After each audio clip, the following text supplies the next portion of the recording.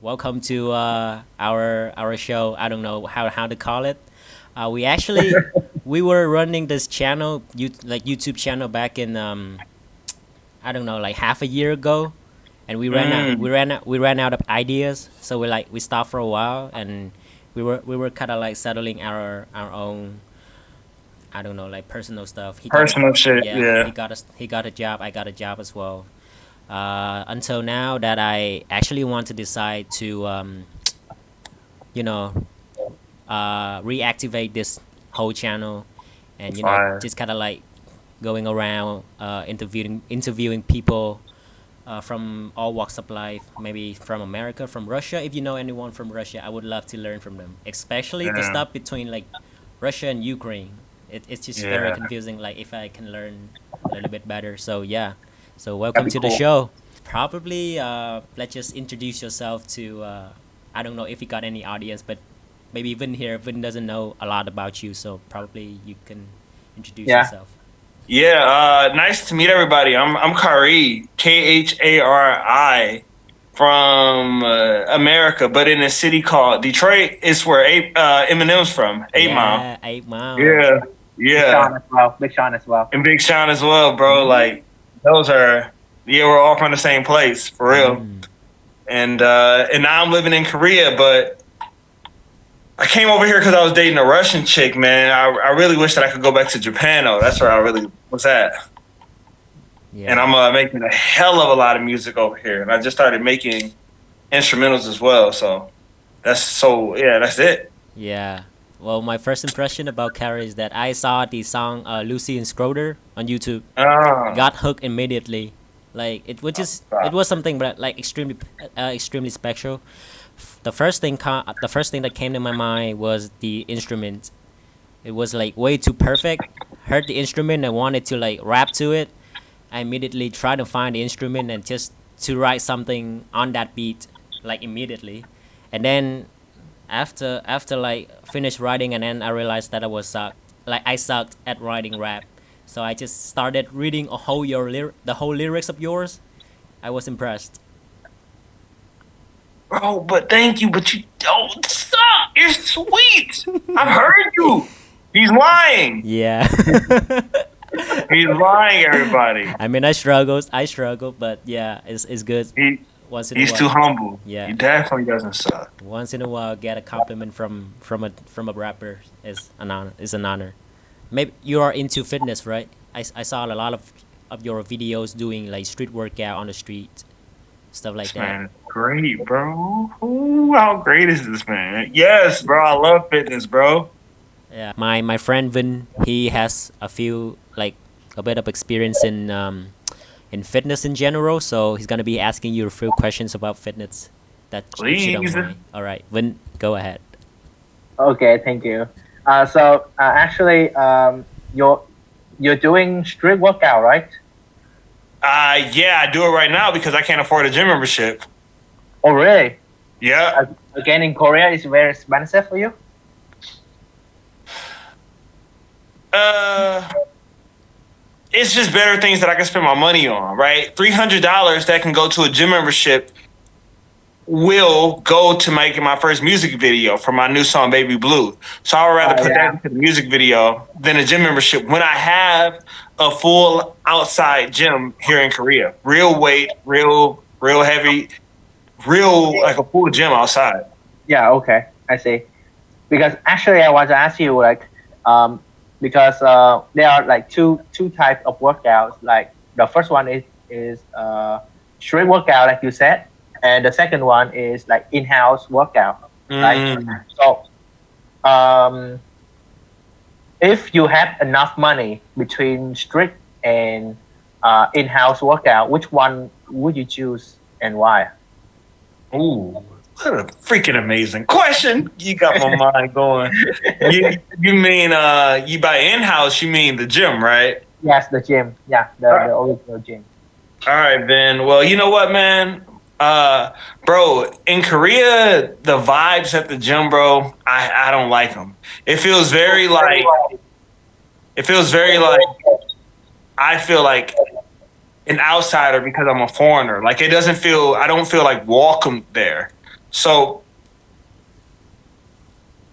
I just don't like the energy there. So I Yeah. actually would rather work out. Like back in America, we talked to people.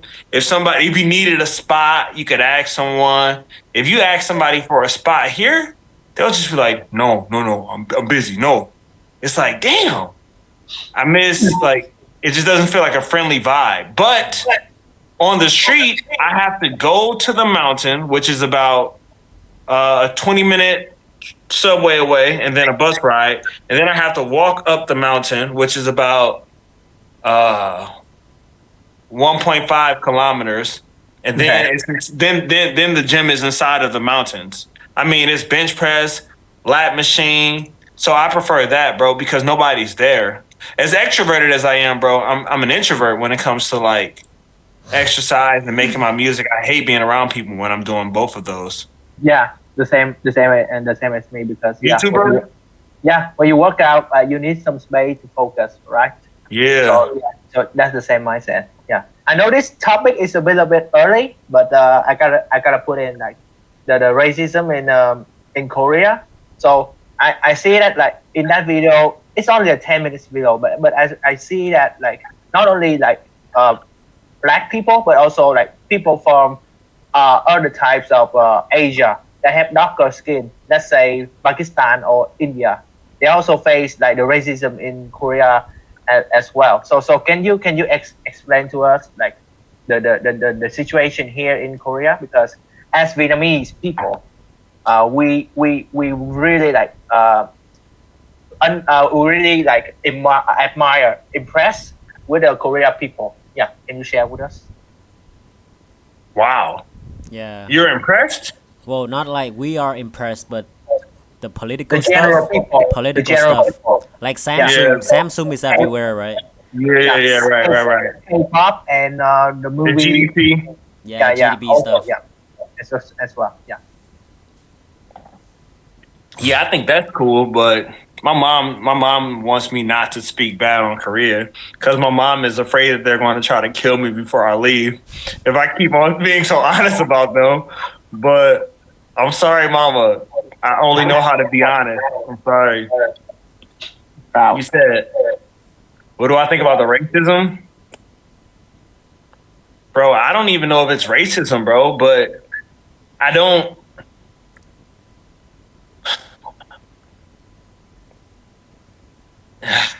It's hard to say, right? It's hard to say. Nah, it's not. It's not hard to say, bro.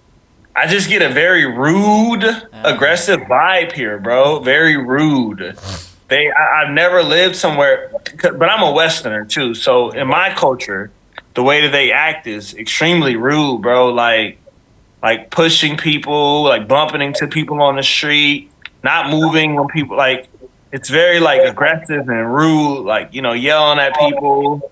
One time in the when people were still wearing the mask for the coronavirus, it was the summer, and it was the summer, man. It was so freaking hot, bro. I don't know Celsius. I'm sorry, Okay. but it was hot, and nobody was near me. I took off my mask for a second, bro.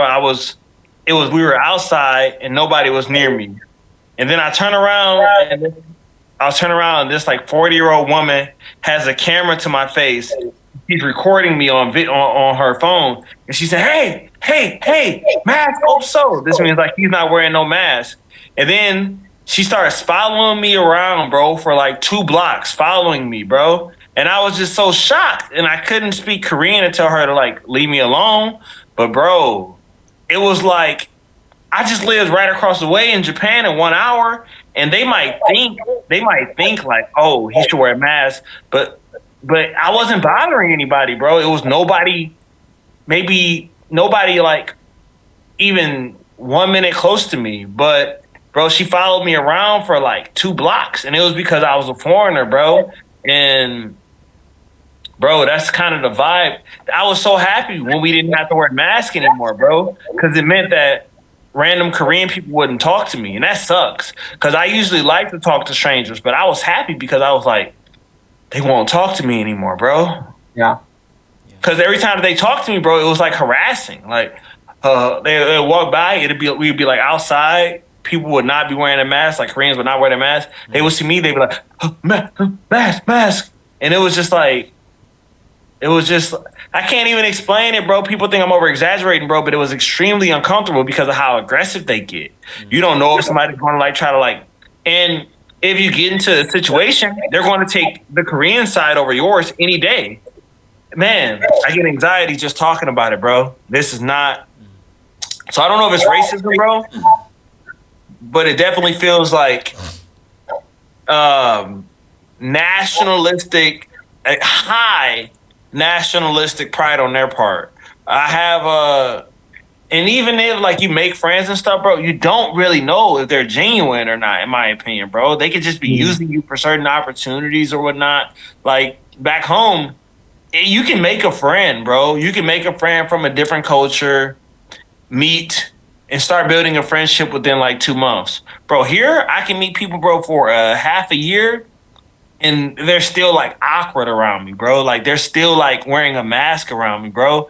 It's, man, bro, Korea gets a 3 out of 10 from me, bro. I'm sorry, bro. So, yeah. I moved there for love. I mean, I remember. I mean, I read a lot of your stories about, like, you share a lot of your personal experience while you're living in Korea, and to be honest, like, yeah, I did recognize the hate, like, and then I remember you were writing something about you couldn't talk to adults in Korean, but then it felt easier to talk to like small kids on the street compared to talking to like older people. Bruh! Yeah, I learned that from you. I learned that from you because They did research you very carefully. I have an American friend. She's white. She's in Minnesota. She's I think she's like 2 minutes away from Minneapolis. Bro, like 2 hours away from Michigan.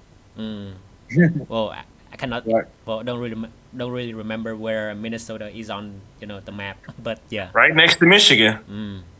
So she talked about a very uncomfortable experience she had with Korea. She applied for a job in Korea. Everything was perfect until they were asking her about her weight. If you are overweight, you are not accepted to work in Korea. They'll do it. That is the weirdest thing I ever heard.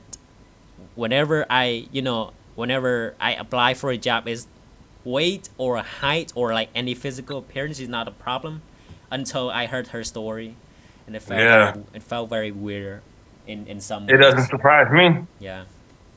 So it makes me feel like Korean is like racist in some ways. I don't have any Korean friends until now. I have a housemate who is Korean. She's like, but I do feel like she hates Korea as well. She is Korean and she hates Korea. Especially in the political aspect of the whole country. Like someone just got promoted to be the president or whatever, and she hates that person. So she decided to move out. And came here in Malaysia to work. So yeah, it was. I was thinking yesterday. I was getting ready for bed, and I was like, damn. I thought to myself, I looked up Korea's GDP, and I was like, bro, I literally searched, why are Koreans so proud to be Korean? I was so curious. And then I was thinking, like, when I really, do you know the term checked out? When I really checked out mentally, when I like gave up on Korea, bro, it was when Japan's president Shinzo Abe got killed. Yeah. Yeah. And I would tell people that I knew, and they'd be like, yeah, he dead, bang, bang. And I was like, whoa, this shit is crazy. I don't want to live here no more. And they got a bad history, Korea and Japan. But I still couldn't understand why these people were like proud of this man getting killed. I was like, nah, I gotta go. Yeah. The vibe, it has not passed the vibe check for me. But the kids are different, bro, because the kids haven't been molded yet. But the older and older they go, bro, once they get about the age of 17, 18, if they haven't met a cool foreigner, they're gonna go just like this, bro, because they're gonna have to kind of just fit in and box in. But the kids, bro, they're open minded. Yeah. Yeah. They're so open minded that they can hear what you're saying, bro. They don't have they because they listen to you speak with their ears, not their eyes. You understand? Yeah. Say what? Yeah. Okay. So one more question related to that. Do you feel like it's something that also happens to foreigners in general, like regardless of the skin, like you can be white, you can be from anywhere, and it also Good happens night. to those Yeah. people, or you just feel like it only happens to you? Oh, this is splendid.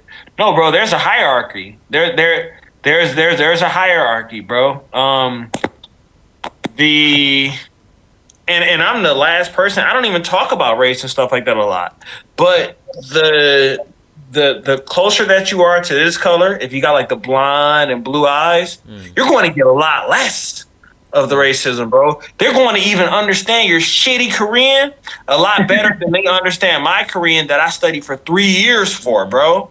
What? That people, when I meet them, like when I meet like a girl or something like that from Seoul, she's like, bro, how can I understand you? You're talking perfectly. But so I would say like the lighter that you are, bro, because their ideal image is like pale, white, and like like it's like those like Eurocentric like facial features. So the closer that you are to that, bro, you're going to get less. They're going to be more like, oh, when they see you, like, oh. But the more and more that you go down, the worse and worse that your treatment is going to be. Me, I'm like at the middle because I'm not the darkest. I'm not like dark as someone from Nigeria. Yeah. And on top of that, I'm American too. So I'm like their favorite culture. They love the Americans. I'm not a white American, but I'm an American, so that gets them respect. But if I was Khari from Africa with this color, bro, yeah. So everybody faces racism here, but the darker and darker that you get, the worse and worse it gets. If you're like a dark person from like Kenya, fuck, bro. If you're like a dark man from India, Yeah. See. Well, that's if you're like a Chinese person, that's like darker, maybe. Yeah. Yeah, but everybody faces it. But like I said before, it's real big on the color shit here. Yeah. So- From my understanding, like the Korean people, they very like focusing on like the beauty, right? The beauty, bro. Yeah. So they focus on white, thin, smooth skin. So you see what I mean here? Like they try to like perfect that image, and I don't know if you guys know, but the Korean people, they do surgery a lot. Yeah. So I think that aspect make them act like that. So Yeah. I think they don't look at racism, but they Yeah. actually racism. Yeah, you know what I mean? Yeah, that's my opinion. Yeah. Well, it feels like a perfect mix between racism and Ignorance. well, ignorant is like very hard to say because they're proud of it. It's part of their culture, so they accept it. And it's different from us, so but it's like superiority. Like they are Right. way higher up here, and they just want to be friends with like the people at the same level. Yeah. Yes. So yeah. Even their language contrasts with that. Like, bro, like when I go to the grocery market, bro, people are like right behind you. People will cut in front of you. It's like, it is no like line. It's like whoever has the higher status, the social standing, the higher money, they go first. It's like that. Oh my It's god. just it's like that. You Yeah, you will get killed or get punched in the face if you bro, you did will get punched, if you did that in Vietnam. Like no one bro. here, no one gives a shit about how rich you are. you, Yeah, you stay in bro, the line or you get punched in the face. That's it. bro. Facts, Facts. Yeah. facts. So well, that explains a lot about the whole situation in Korea for a lot of foreigners. Especially is happening to you right now. So it's like it's truly very realistic right now that Real. people get to listen to the whole story of what's actually happening about Korean people and the whole culture in general. Yeah, Okay. from my perspective, some people might think different, but Mm, I've lived Yeah. here for like I've been here. mm. Okay.